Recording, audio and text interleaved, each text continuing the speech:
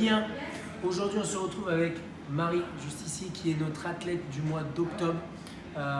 Marie, est-ce que tu peux te présenter un petit peu en quelques mots, nous dire ce que tu fais dans la vie et d'où tu viens? Alors, du coup, je m'appelle Marie, j'ai 23 ans, je suis étudiante en pédicure podologie. Moi, je viens du domaine course à pied, je donne quelques cours de fitness et je suis passée aussi beaucoup par la danse. Quel type de danse? Moderne. D'accord, parfait, tout comme moi. Qu'est-ce que je voulais dire? Oui, exactement. Qu'est-ce qui t'a amené un petit peu au CrossFit? Toi, ça va faire quelques années maintenant que tu es là. Qu'est-ce qui t'a amené à faire ça? Alors, j'ai une copine qui faisait de la danse avec moi et qui s'est mise au CrossFit. Alors, au début, je m'y suis pas trop intéressée. Puis j'ai vu les petites vidéos qu'elle postait de temps à autre et un jour, j'ai vu qu'elle était en compète.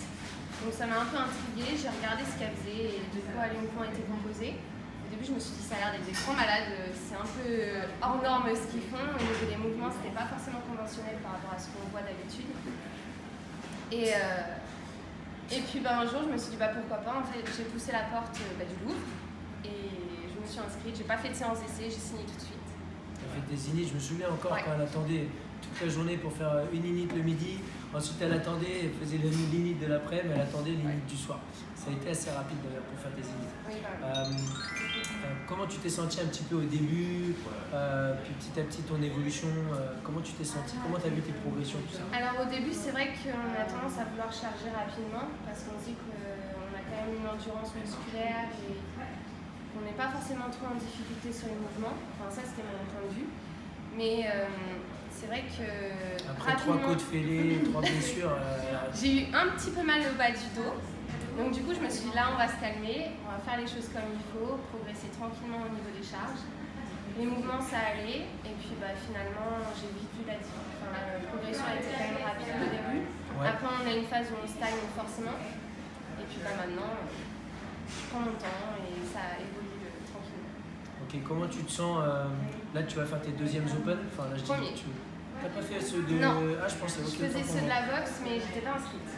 D'accord, ok, autant pour moi. Donc là, c'est tes premiers Open. Comment ça s'est passé déjà le premier web? J'avais très peur. Ouais, normal, c'est stressant. Ouais.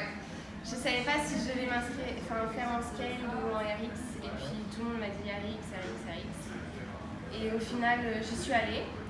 Et j'ai tout donné. Et puis, après, forcément, on se dit j'aurais pu faire mieux. Mais bon, comme en compète, de toute façon, on vient, t'as qu'une chance. Et tu donnes à fond. Et puis ça s'est bien passé, je suis contente. On va voir. Quels sont tes objectifs? Pourquoi tu t'es inscrit aux Open cette année? C'était quoi? Voir un peu ton évolution?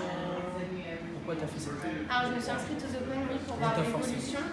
Non, pas du tout. Mais après aussi pour se comparer, pour voir où on est et se challenger sur les mouvements et puis la surprise des Open. Et puis c'est aussi une fête un peu dans le CrossFit.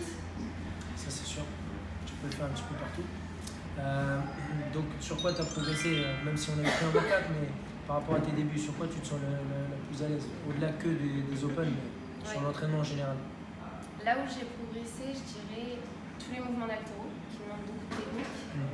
Au début, forcément, il faut comprendre la technique pour pouvoir monter en charge. Mais donc ça, et puis après, tout ce qui est niveau mouvement de force du corps, les tractions, keeping, pull-ups, ce genre de choses. Voilà. D'accord. C'est quoi tes prochains objectifs? Peut-être être qualifié au French, c'est bien. Yes. Pourquoi pas. Tu vas t'inscrire en quelle catégorie? Parce qu'au French, tu dois choisir en t'inscrivant. Franchement, je verrai. Cette année, j'étais inscrite. J'étais pas trop loin de la qualif. Après, je sais quel genre de voies vont sanctionner forcément. Mais on verra. Je me mets pas trop de pression. On verra comment ça arrivera. D'accord, ok. Maintenant, parlons un petit peu plus de comment tu gères un petit peu tes semaines d'entraînement, si tu es en tant que prof de fitness à côté, si tu fais en plus des cours, etc. Comment tu gères un petit peu ta programmation d'entraînement de semaine? Alors, la plupart du temps, je fais le mode du jour. Après, j'essaie de faire 3 jours, un rest day. Et le week-end, j'essaie de changer. Soit je fais du vélo de route, de la course à pied, souvent en compétition d'ailleurs. Donc j'essaie d'alterner et puis vraiment penser à la récup de temps à autre. Yes. Puis après, je me fais soit un condi, j'alterne, ou soit weightlifting pour essayer de progresser sur mes points faibles. Yeah, c'est sûr. Faut rappeler, c'est pour ceux qui ne connaissent pas ce que c'est que le weight conditioning ou le weightlifting. C'est un panel de cours techniques qui permettent de s'agrémenter en plus de l'entraînement du jour et qui permettent à un athlète simplement de progresser. Par exemple, sur l'haltéro, ce matin, justement, on a fait l'haltéro où c'était du snatch. L'objectif, donc, c'était d'améliorer un petit peu le snatch par rapport à ça. Ok, c'est cool. Au niveau de la récupération, j'ai cru comprendre que tu prenais du Angle Plus. Donc, on fait un peu de pub, c'est ça? C'est ça. Donc voilà. Non, plus sérieusement, qu'est-ce que tu dirais à une personne qui aimerait s'inscrire au CrossFit mais qui aurait peut-être quelques a priori, un petit peu comme tu as pu avoir au début? Qu'il faut se lancer. De toute façon, on part tous d'un certain niveau, peu importe. Que c'est adapté à tout le monde. On adapte en fonction de notre niveau, de nos faiblesses, peut-être les petits bobos aussi. Mais on est forcément amené à progresser. Après, c'est sûr que ce qui est bien, par contre, c'est qu'on est tous mélangés au niveau des niveaux.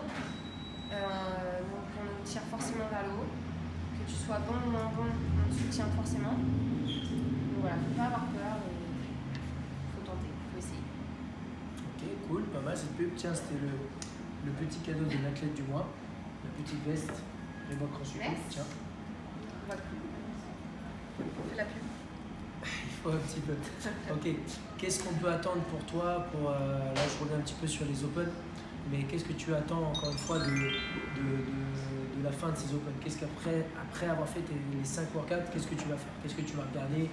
Comment tu vas analyser ce que tu as fait, etc. C'est quoi ça? Alors, je vais voir forcément sur quelle watch j'ai été, pas la plus nulle, mais la moins bonne. Ouais. Pour après peut-être retravailler les mouvements, les formats et puis peut-être les refaire dans 2 mois, voir si ça a évolué. Mais forcément travailler sur les points faibles et puis regarder quels sont les points à travailler par rapport aux autres. D'accord, oui, c'est sûr. Ça peut être une idée. Après, sache que nous, comme tu l'as déjà pu le voir, en général, on programme souvent les World Open durant l'année, ça arrive de temps en temps, etc. Donc ça c'est cool. Complètement différent, mais quand tu as démarré un petit peu ce CrossFit, tu as vu une évolution forcément dans les entraînements. Mais comment tu t'es senti, toi, dans la vie de tous les jours? Qu'est-ce que ça t'a apporté dans la vie de tous les jours? Qu'est-ce que ça t'a apporté dans ton travail, à l'école? Comment tu te sentais? Alors moi déjà de base je suis quelqu'un de très anxieuse. D'où l'anxiété lundi sur le workout, ok? Ouais. Je faisais de temps en temps des crises d'angoisse, j'étais assez stressée. Et là c'est vrai que j'arrive à prendre un peu plus de recul sur les petits soucis du quotidien. J'arrive à relativiser et puis vraiment souffler, respirer. Ça c'est vraiment un gros plus. Parce qu'avant j'étais sur les nerfs très régulièrement et là je le sens en fait. Dès qu'il y a une semaine où je fais pas de CrossFit, non, vraiment quand je fais pas de CrossFit, c'est une cata, je suis sur les nerfs, je suis trop nerveuse et j'ai besoin de ça. Ouais, bon, là elle est devenue addicte, Marie, on est dans la C'est une merde. drogue. Non, c'est vraiment le gros point. Okay. Après, au niveau de l'alimentation, je trouve qu'on nous enseigne beaucoup ce qui nous vient de l'initiation, manger le plus aliment possible, des aliments le moins transformés. Et voilà, ça c'est un point qui est... Et du Humble Plus à chaque séance, faut pas oublier. Voilà. Ok. Moi, je vous tiens ma révérence sur cette séance, sur cette vidéo, pardon. Mais Marie, est-ce que tu as un petit mot de la fin à dire justement à ceux qui regardent la vidéo, sachant qu'il n'y a pas forcément que des athlètes de la salle qui regardent, tu as pas mal de personnes qui regardent. J'ai déjà vu pas mal de gens venir s'inscrire via les vidéos de l'athlète du mois. Donc voilà, c'était un petit mot à passer à toutes les personnes qui regardent, c'est le moment. Et ben en tout cas, venez au Louvre. C'est vraiment une grande famille, on se soutient tous. Vous serez forcément bien accueillis, bien encadrés par des très bons coachs. Et voilà, n'hésitez pas, on est là pour vous.